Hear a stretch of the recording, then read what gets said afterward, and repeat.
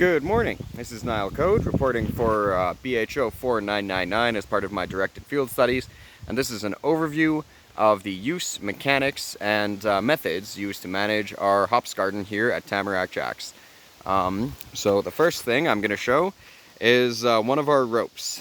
This is not our healthiest hop plant, nor is it our best rope. As you can see, we kind of had to tie two together because this rope is shockingly expensive.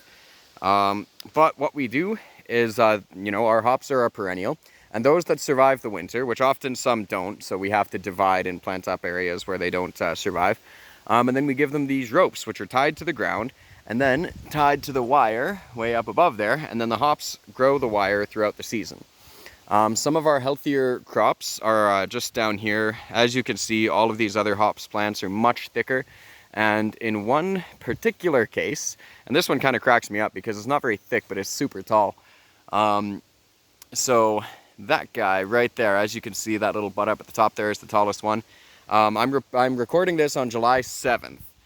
So we're actually quite far into the season. One thing that I don't have any videos of, although I do have pictures, is the hoop house that we put up on it earlier this season.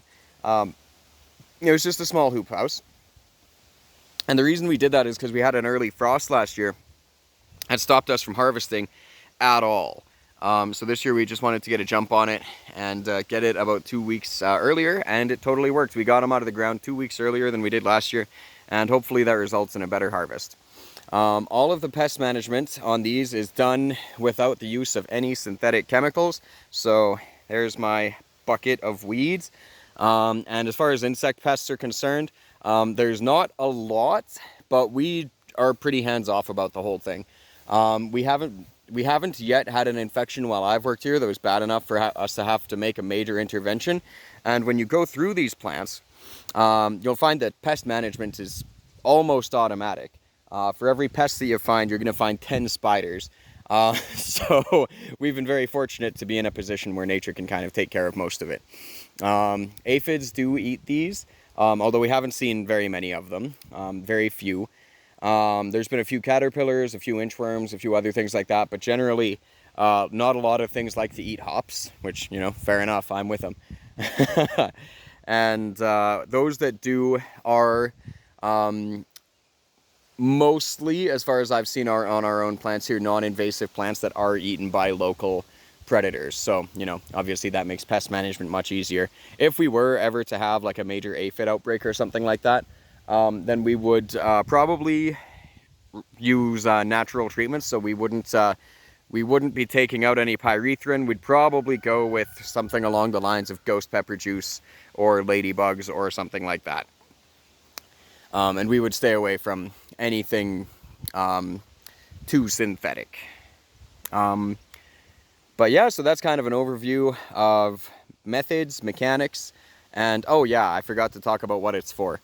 So this is actually to flavor our hops mead called our Sawyer mead.